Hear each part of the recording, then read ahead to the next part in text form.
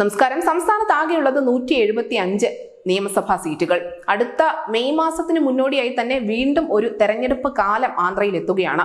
നമുക്കറിയാം, നിലവിൽ ആന്ധ്രാപ്രദേശ് ഭരിക്കുന്നത് കോൺഗ്രസിന്റെ അധികായനായിരുന്ന YS രാജശേഖർ റെഡ്ഡിയുടെ മകനായ YS ജഗൻമോഹൻ റെഡ്ഡിയാണ്.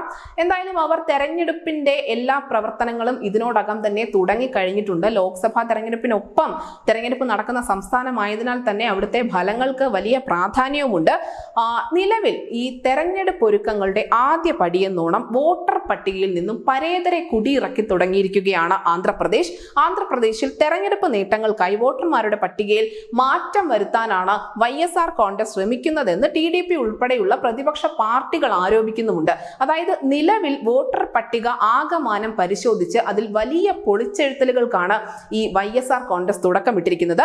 ലോക്സഭയിലേക്കും സംസ്ഥാന നിയമസഭയിലേക്കും YSRCP കടുത്ത പോരാട്ടം പ്രതീക്ഷിക്കുന്ന 20 മുതൽ 25 മണ്ഡലങ്ങളിലാണ് പരേതരെ പുറത്താക്കാനുള്ള വ്യാപകമായ ശ്രമങ്ങൾ ആരംഭിച്ചിരിക്കുന്നത്. ഇത്തരത്തിലുള്ള അപേക്ഷകൾ വലിയ രീതിയിൽ YSR കോൺഗ്രസ് പാർട്ടിയുടെ പ്രവർത്തകർ അല്ലെങ്കിൽ താഴെ തട്ടിലുള്ള സർവേയർമാരൊക്കെ ഇലക്ഷൻ കമ്മീഷന് മുന്നിൽ നൽകിയിട്ടുമുണ്ട്.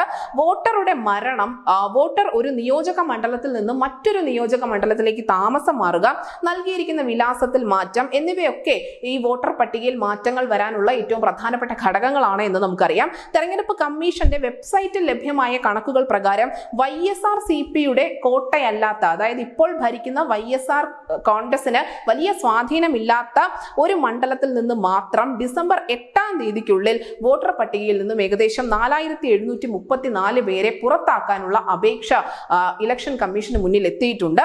നമുക്കറിയാം, കേരളത്തിലെ ചില ഇടങ്ങളിലും പരേതർ വോട്ട് ചെയ്യാൻ എത്തുന്ന ഒരു പ്രവണത അല്ലെങ്കിൽ അങ്ങനെ ഒരു ട്രെൻഡ് മിക്ക നിയമസഭാ തെരഞ്ഞെടുപ്പ് കാലത്തും കാണാറുണ്ട്. അത് വാർത്തയാകാറുമുണ്ട്.